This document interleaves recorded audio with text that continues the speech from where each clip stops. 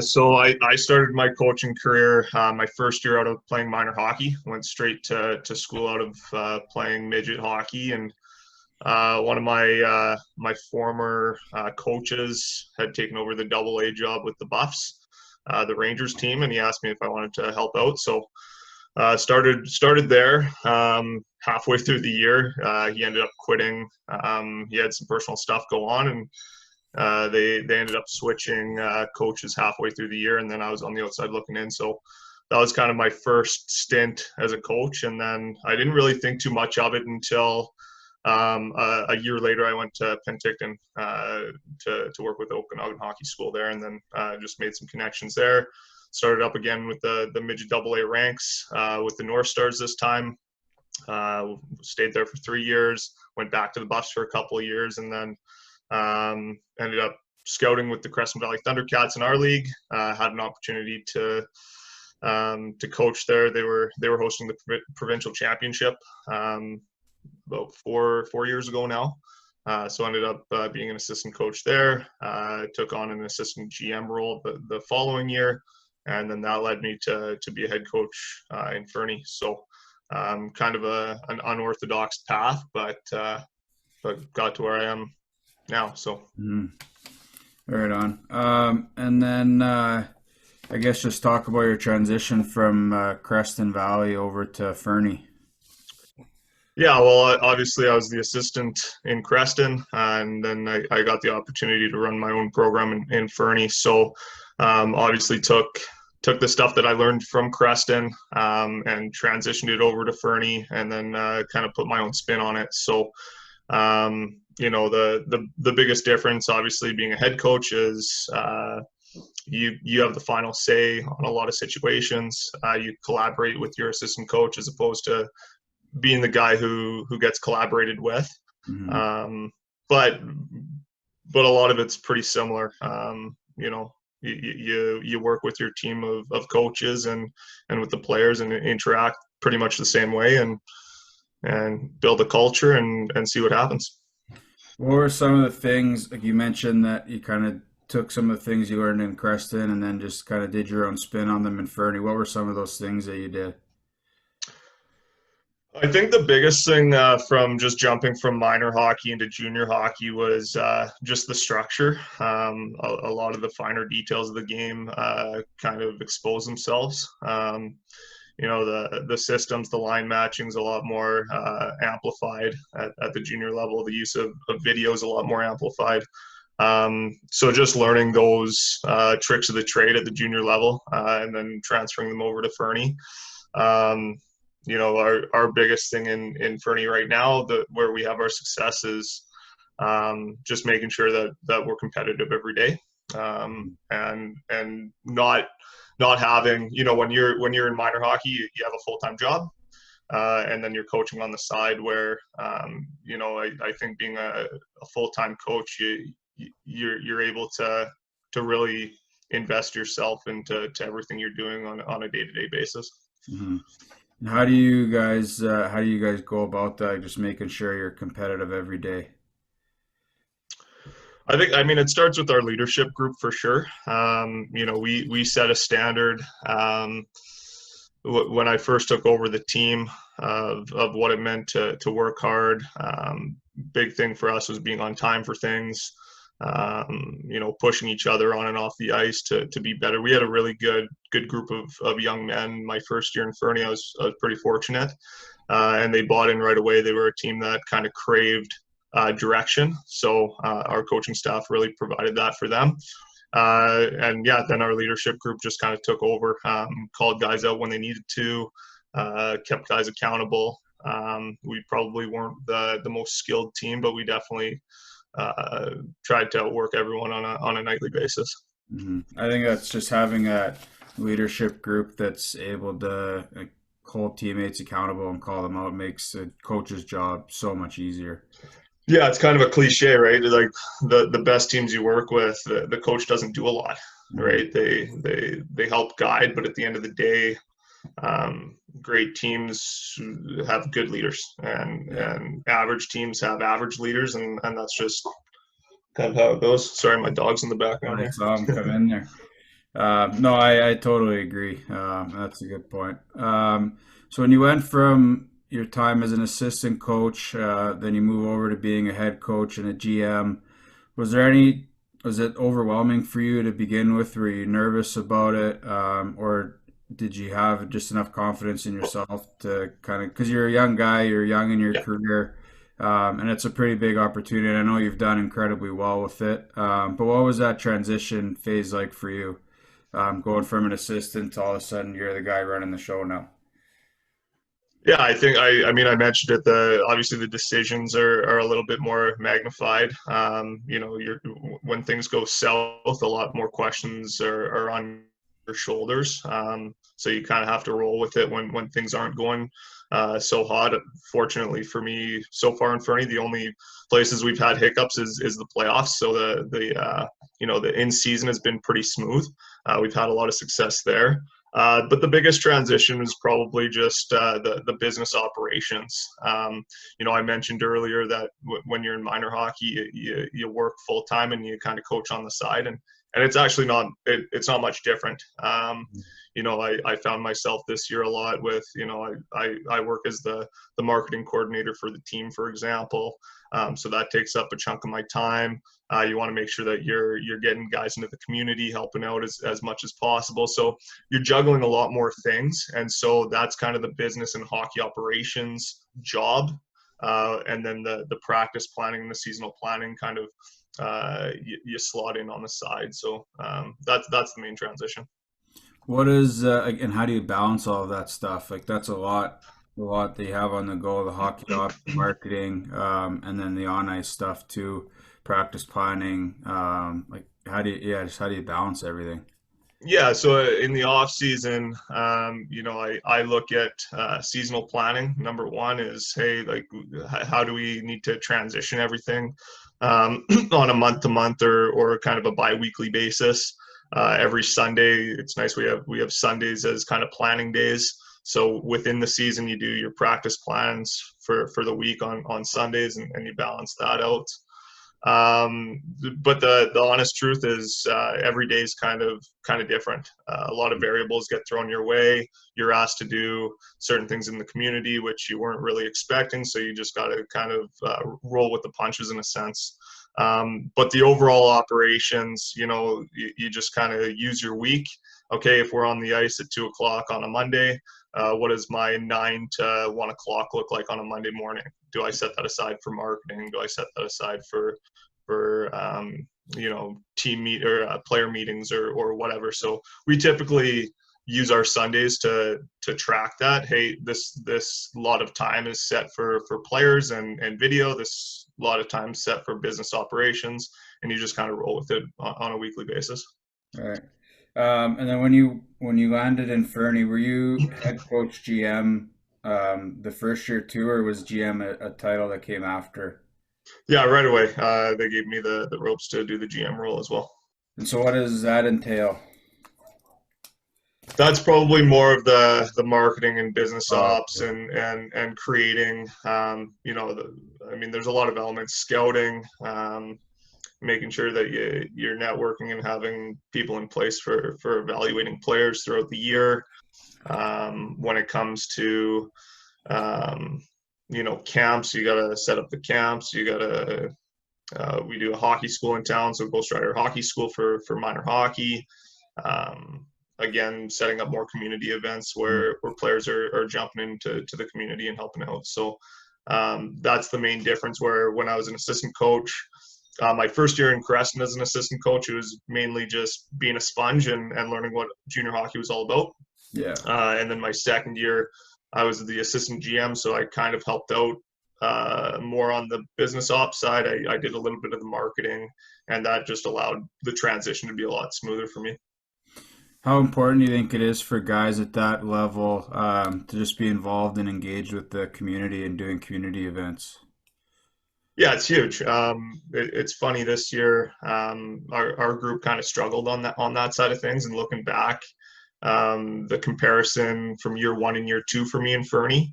You know, when the boys are in the community, not only are they helping out in the community, but they're really gelling as a team. Just time spent. together and learning about each other away from the rink. It's huge. In small communities, especially like Fernie, we have a demographic where there's a ton of young families. So there's a ton of young kids in minor hockey that look up to the Ghostriders as NHL players. So getting in the community, having a positive impact, taking the time out of your day just to say hi or sign an autograph or whatever it may be, really promotes the team, but also probably promotes hockey within the area as well. Yeah, no, that's awesome. I think it's a great experience for the players to have to go through that and kind of be a role model, and I think it keeps them accountable too, that they're representing the organization and the community. Yeah, for sure. That's great. You talked a little bit about like having a scouting staff in place and evaluating players throughout the year. How do you guys do that? Because I know obviously midget AA players, there's AAA midget players. So balancing that, and then how do you evaluate, recruit guys, and just kind of build your team for upcoming seasons? This year's a bit of an anomaly, but obviously you're not in rinks or anything like that right now. Throughout the year, like I mentioned, you kind of stay in contact with coaches and scouts that you trust. Probably people that you've built a rapport with over the years, see the game the same way, value what you value in a hockey player, that sort of thing. So throughout the year, we're kind of staying in contact with coaches and scouts, and then like I mentioned, there's spring camps and stuff like that you end up doing for evaluation purposes. To balance the AA and AAA players, there's categories, probably like any league, where you have your A-list prospects, your B-list prospects, your C-list prospects, and it's just that fine balance of, hey, is this a player who we need to offer a commitment to in the off season, or is this a player where he's going to have to come to main camp and really fight for a spot? So like I said, it's not just me, it's a bunch of guys working behind the scenes. I've talked to you a couple times about some players as well. So just using the resources that you have at your fingertips to really create a prospect pool and prioritize players. Do you find it difficult, or I guess how do you sort through players, like say when you're scouting the midget AAA leagues, guys that are going to be junior A players versus guys that might be players that are going to be interested in that league? Like how do you kind of separate those, or do you? What does that process look like for you guys? Yeah, obviously from our perspective, the higher quality players are going to be a little bit more difficult to get because their main focus is going to be the junior A programs. Sometimes it comes in waves. Sometimes you have conversations with AAA players that are legitimately interested in the junior B leagues if junior A doesn't pan out, and that's what the conversation looks like is, hey, what's your plan if you go to junior A and all of a sudden September comes around and you're on the outside looking in and you have nowhere to go? So those are conversations that we have. Hey, should we make a plan B? Or do you want to just cross that road if and when you get there? There's AA players that are chomping at the bit to find a home in the KI, and typically you have a sense of their interest levels. So once you get that sense, you end up putting a little bit more time and effort into those players. Kind of when you cross the road. So do you find, like, do you get a lot more commitments kind of later on throughout the fall, like once guys have gone through junior A and maybe it doesn't work, that kind of then becomes your busiest time of recruiting guys? Yeah, so typically in a season, we'll have our team set come, the 1st of September after main camp and exhibition season. And then you do definitely see a trickle down from the junior A's. Typically, it's funny, everyone says the NHL affects every league, and it's so true, right? Yeah. So once the NHL finalizes their rosters, now all of a sudden there's a trickle down to every league. Yeah. The WHL is affected. Now the WHL is trickling down to junior A leagues and then junior A to us. So, the September to November range is where we're always in contact with junior A players or junior A teams that are are cutting players and reaching out to those guys as they fall. And then just talk about the league a little bit. I think Junior B probably gets a bad rap, or there's a certain stigma attached to Junior B in some places. I think the BC league there, it's obviously it's an exception. It's a great league. So just kind of talk about the league and your experience there, the players, and just how good of a league it really is. Yeah, I think that was my biggest surprise. I know even when I was playing, not that I was pursuing junior very much, but the KIJHL wasn't promoted much in Alberta primarily. Only a few guys from when I played ended up going to the KI. Now it seems like it's pretty prevalent. It's structured very much like a junior A program at the junior B level. You're on the ice every day. You're in the gym every day. You're playing twice a week. You typically have one off day. So the way I kind of describe our league, and not, I mean, they're different programs, so you can't knock the Heritage League or the Prairie Junior League in Saskatchewan, but the KI is the primary focus is on and off ice hockey development. Mm-hmm. We're the secondary focus. If you want to do school or you want to work part-time, that's your prerogative. And that's where we differ from the other junior B leagues is, hey, the primary focus might be, I'm going to go to school, UFC full-time, but I'm going to play for the Okotoks Bisons on the side. Right. And I think the Heritage League knows that. They're different products. But yeah, that was the biggest surprise when I first came to the league was, man, this is a league full of pretty high-end players, and even junior A players that, they're just finishing out their years that might have experienced a 20-year-old pinch or whatever at the junior A level, and it keeps it pretty well-rounded in our league. You find that you come across players that kind of go through that same process where they're maybe expecting something a little bit different, and they come to the KI and it is more of a junior A sort of structure and environment, and it's maybe not what they're looking for. Yeah, for sure. Yeah, for sure. I've seen it both ways. So I've seen players that come to the league and realize, hey, this is a full-time job, and I just wanted to have fun and play with my buddies, and this isn't for me. Mm-hmm. Right. But you also have players that come to the league, they expect to dominate because this is junior B, and all of a sudden they're playing guys who played in the AJ for 2 years and have that experience, and their 20-year-old year they're playing out their junior career at the junior B level, right? So lots of different situations where players come in and they're definitely surprised by the level.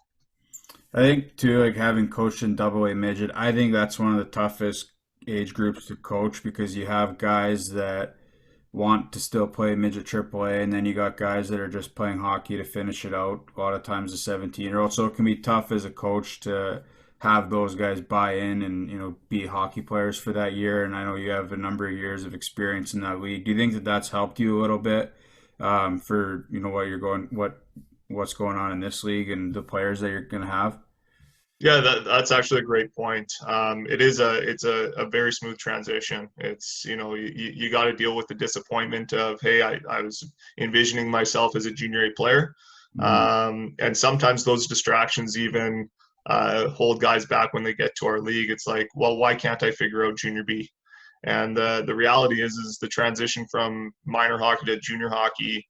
I remember a player, he played for the Northwest Flames, came to Creston, scored in his first shift. We thought, oh my goodness, he's going to score 1 million goals in this league. And then I don't think he scored for another 20 games. Mm-hmm. Right? Because that transition, the details, like I mentioned before, sometimes, it takes 15, 20 games to really get comfortable. And after those 20 games, the guy I was mentioning, he ended up going off for a bunch of goals. But definitely the AA experience, the mentality of players with higher hopes and dreams, probably definitely transitions well for this league. Yeah, no, for sure. I guess now just talk about kind of your experience living in Fernie. I know you'd mentioned earlier that you're living there full time now. So what's that been like, and has it changed or impacted your your job as a coach there now that you're there as a full-time resident? I wish that we weren't going through a pandemic. I could give you a better answer for that. I mean, it's nice to have a home base. Hmm. It's nice to have a home base for the first time since I've been in the league. I was bouncing back and forth between Creston and Calgary and Fernie and Calgary, and so it's nice to just be settled in. Uh, I do miss being on the road and being in cold rinks with cold stale coffee and watching players. But yeah, I can't really give you an answer on how it affects me as a coach being a Fernie local now. Um, but yeah, I guess time will tell. Yeah. No, that's something I don't think I'll ever complain about a cold rink again once I can finally get back into it.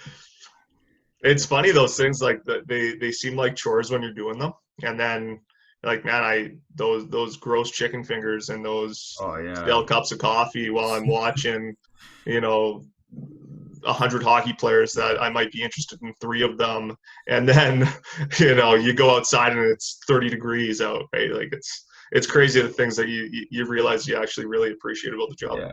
Then I think the one thing that I've kind of learned, just even about myself throughout this whole process, is just how much you just love being in the rink. I think Yeah. I needed a bit of a break from it after this year, and I think once you have all that stuff taken away, you just realize how much you love those uncooked chicken fingers and the freezing cold rinks and watching 13 games a day that they all look the same at the end of the day, and Yeah.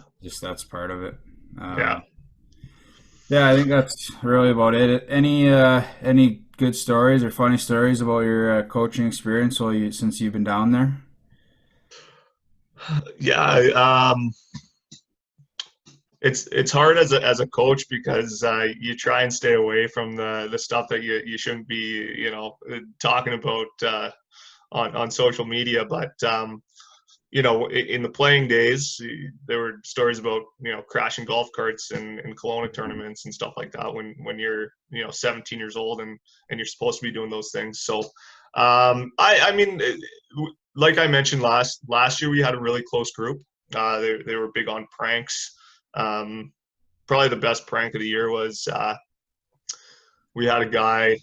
We go into the dressing room and everyone's stalls there, obviously, and everyone's helmet is no longer in their stall. It's all over the room. So there was one that was like hanging from a chandelier, and there was one under a sink, and we have a cubby that you have to go up a ladder. There was a bunch in there, and we're like, where are all these helmets? So it took us a few hours to find the helmets, but what was replaced with the helmets was upside down cups, those red Solo cups. And on the whiteboard, it said, enjoy, I think they called it Pong Cup Roulette or something like that. So half the cups were filled with water.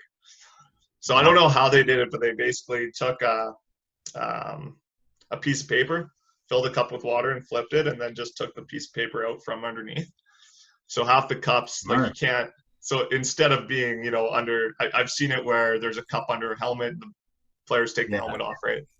This one you can't even get out of, right? Because it's already upside down. So the only way you're going to get soaked. That's So that was a good one. That's a good one. That was a good one. And then a couple days later, the boys decided to up it up a notch. We walked in, and one of the guys' cubbies on the bottom was like all of his stuff from the cubby was kind of sprawled out in the dressing room, and they had insulated the cubby and poured a bucket of water in it, so the entire cubby was just full of water. That was a little bit over the top though, because it kind of ruined the stain on the on the cubby. But yeah, no, lots of little practical jokes last season for sure. That's funny. Who would you say is best player that you've coached? Oh, maybe every year's different. This year we had a player, his name's Alistair Standen. He's a